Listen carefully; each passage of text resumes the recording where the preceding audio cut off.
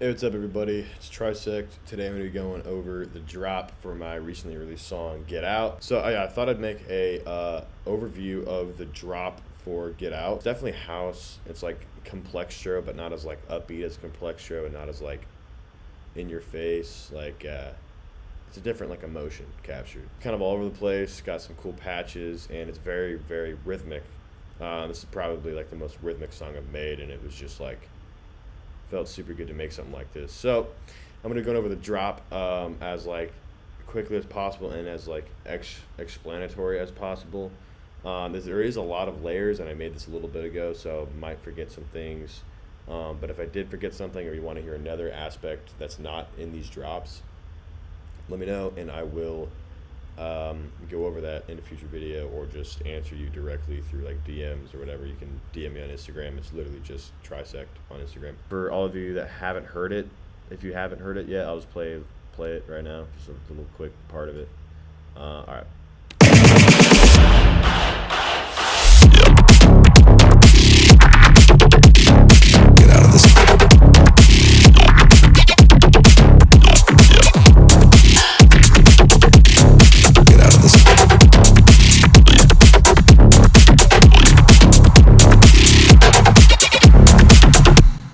Yeah, so that's kind of a little snippet of it. So now you kind of get the point of what I meant earlier, if you haven't heard it yet, by the whole complextro house, a lot of things happening thing. So start off with, I guess, the drums. Pretty simple, straightforward drums. Recently started using my drums in audio, which has been a huge game changer, honestly. So I used to be like the MIDI gang for drums, but I joined the audio gang. It's a little bit easier to edit things with that, like that way. So yeah, I found this really good kick that had a lot of like, it has a good like splat to it. Really, like, it's pretty like splats. I don't know, it's like the word that comes in my head.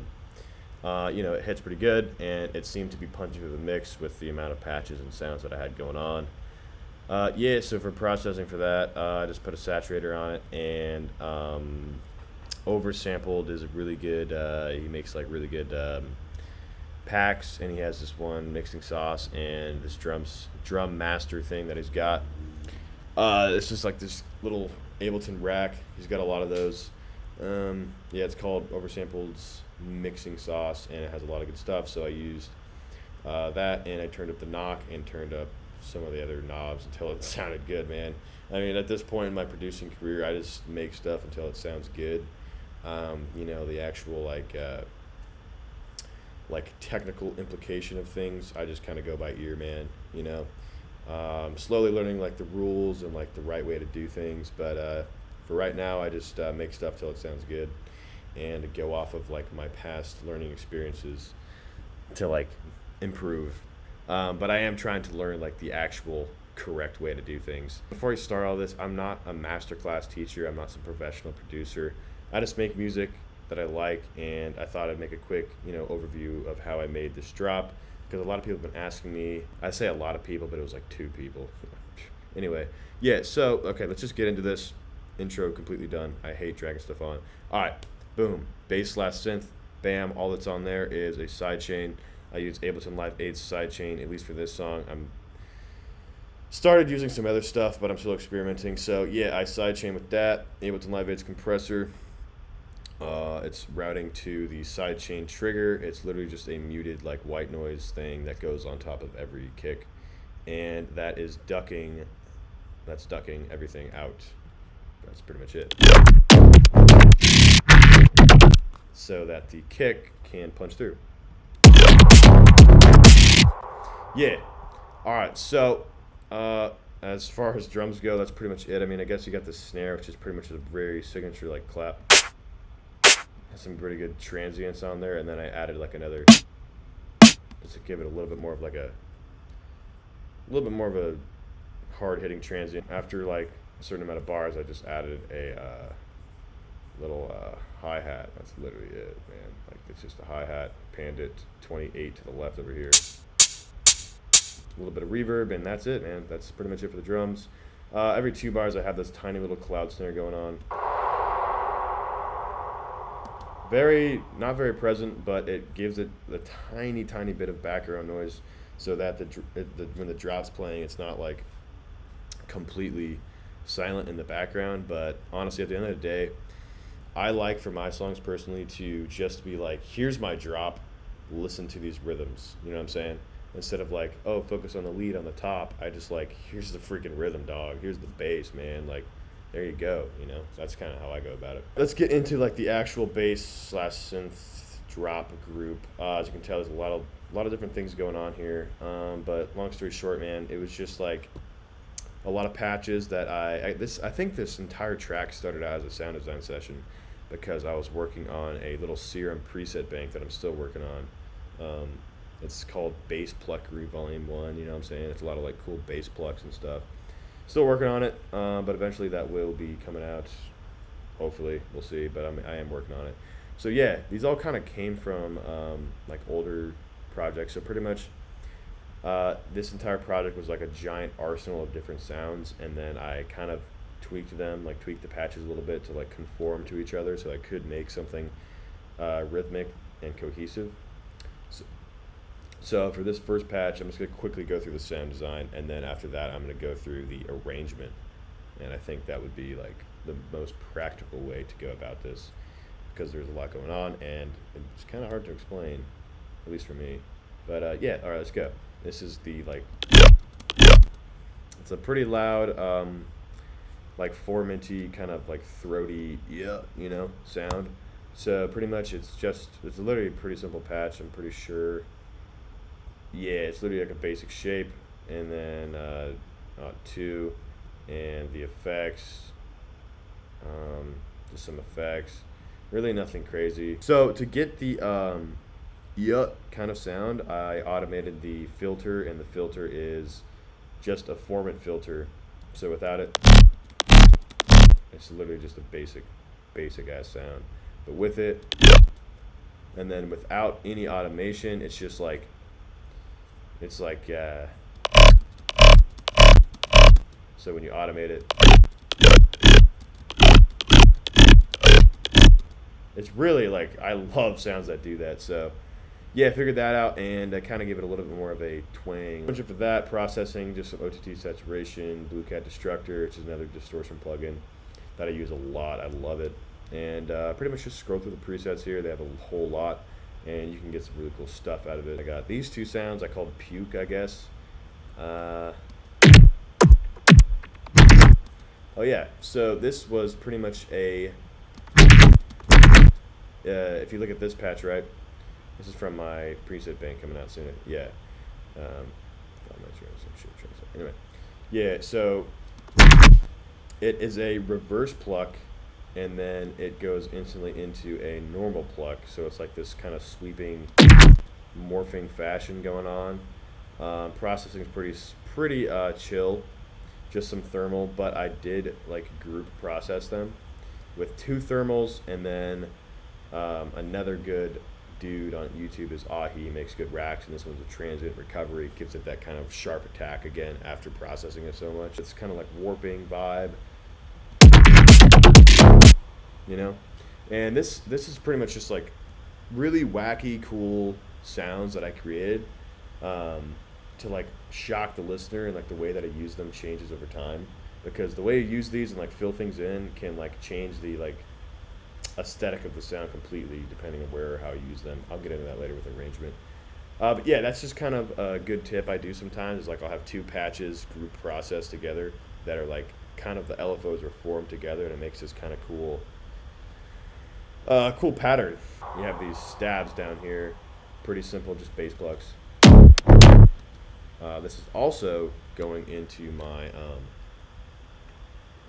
my bass pluckery thing, my bass pluckery sound bank. So yeah, go into that, and it's just sound design wise, man, I had 2 freaking initialized patches, some unison on this one, and a filter, and like that's it, dude. Like with these, this song really goes into arrangement mostly, like arranging the patterns and like in placing different patches that work together is really how this song like achieved its I guess motif of how it sounds. And then here we have this sustained bass.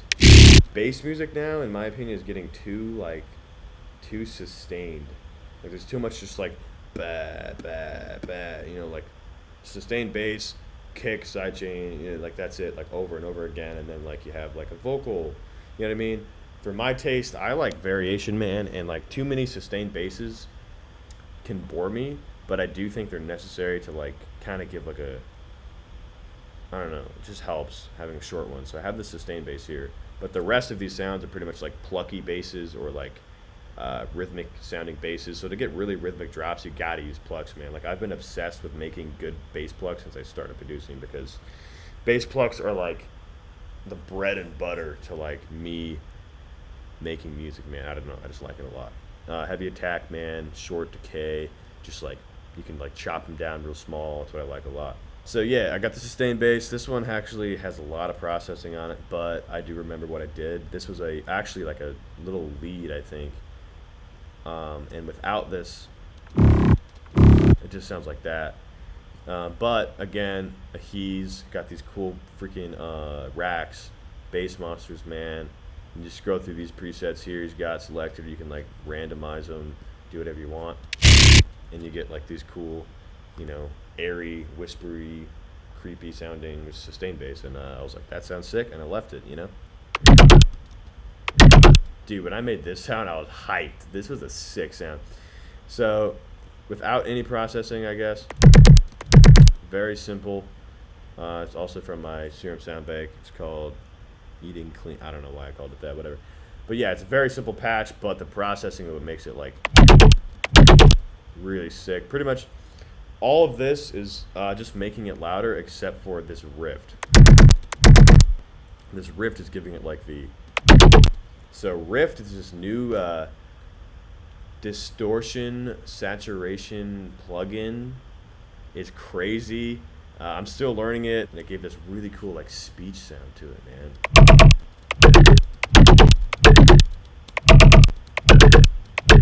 So I mean, if you want to make really whack sounds, man, you either like resample stuff over and over again, or you like get like crazy weird plugins or like really cool distortion plugins that have like cool filters and stuff on them, and you can make some really cool stuff. So that's kind of like my main things to like make sounds unique and loud and just like different. I use Rift, Blue Cat Destructor, Thermal, and then sometimes Isotope Trash too. And then besides that, it's just like the root of sound design is also like what I do. But yeah, those plugins I use a lot to like mess things up and make them sound cool. So it's this pretty rocky sounding, like jagged, yeah,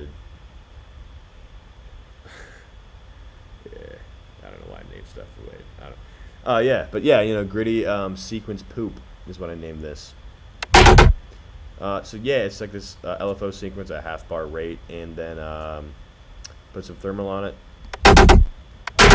Pretty in your face disgrace loud, and then I added some transient, more in your face disgrace, and I left it at that, man. Again, you can check out these wavetables. If you guys want a more in-depth stuff, like in-depth sound design on one of these sounds, let me know, and I'll do that. But I just kind of want to go through real quick the sound design. So that's pretty much it for the rest of the song sound design wise. I just kind of like played with the arrangement here, which is what I'm going to get into now, like the actual rhythmic placement of these sounds, I guess I would call it. Again, I don't know any of like proper musical structure, or like not much at least. I just go by ear. So like maybe there is some rule that I'm doing here, but I don't know. So I'm just going to be going off of like the way that I figured it out, or like made sense in my head. So let me know if what I did was like some actual musical thing or not. I don't know, but yeah, let's go. So, okay, right here. Right there, one bar, that is the reoccurring like motif that I have playing every other bar. So like you got this, and then after that you have like random stuff, and then the next bar is back to this first bar. Slightly different, but it has the same like sound to it. So like I'm gonna play it and like listen to the first bar, and then the second bar, and then the first bar again. So every other bar it'll sound somewhat similar. So like, get out of this.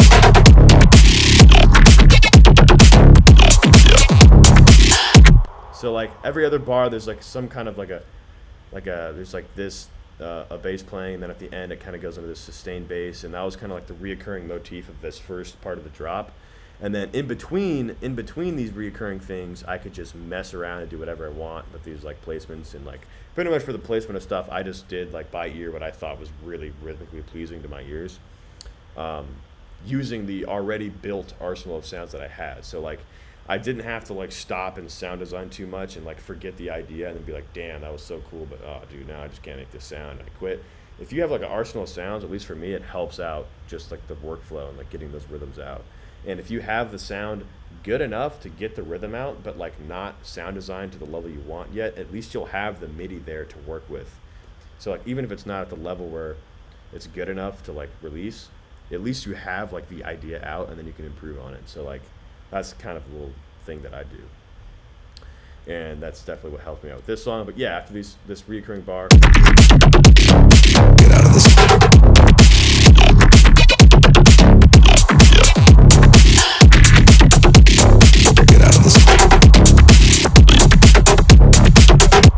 And then it sweeps in, and then I go into the break real quick. It's like one bar. And then it goes into this drop 1B, right? So it's the same thing, except that reoccurring every other bar motif is different. So like instead of like the sustainy one that I had earlier, it's this.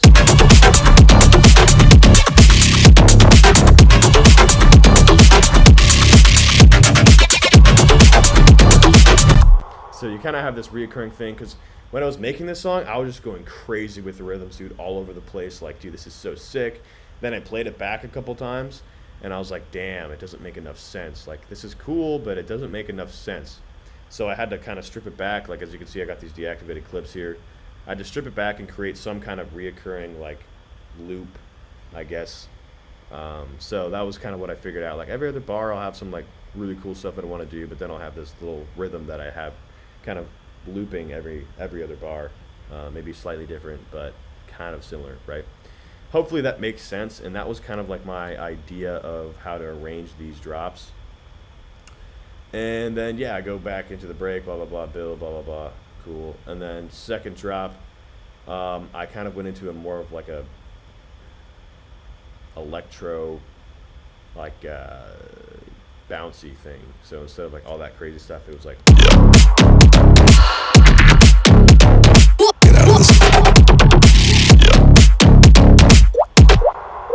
oh yeah, shout out that water drop, dog. I had to add that. I was like, dude. So pretty much, yeah, this was like a more, so you go from like super crazy down to like really choppy, like slicey, just like rhythm, and then like cool little ear candy in there. So like it's kind of like this like really reverbed out whisper thing. It just kind of adds a little bit of like a shock factor to it, like whoa, you know. And then I add this, what is this? Yeah. You know?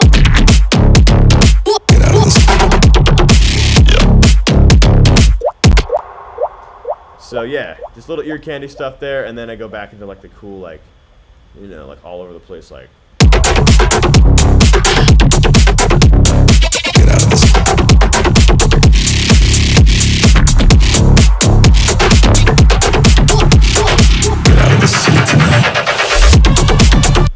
Yeah. So yeah, it went into that, and again, man, it's just like hearing those rhythms in your head, sound designing around that rhythm, and like putting it out there in front of your face. So pretty much like, yeah, like before this track was released, man, I just went through a lot of versions, and it was like didn't sound anything like it sounds now, but the rhythms were the same. So like the sound design changed, but the rhythms and the MIDI stayed the same. I just improved upon the sound design. So if you can get those rhythms out into MIDI, or like laid out in your DAW, and then improve upon those rhythms, whether it be like sound design, post processing sound design, or just changing the rhythms a little bit, you can create what's in your head pretty accurately. Like I've always wanted to be like, dude, I want to create what's in my head so bad, but I don't have the skill to do it. You don't have to have the skill instantly. Like you could create the rhythm with MIDI, and then from there sound design what's in your head, and that takes more time, but you don't forget the idea. that's what's kind of helped me out, at least with this song. I don't want to make this too long. That was pretty much the arrangement, sound design, drums of my song Get Out, recently released. Thank you guys for 10K on Spotify streaming this. All right, thanks guys, peace out.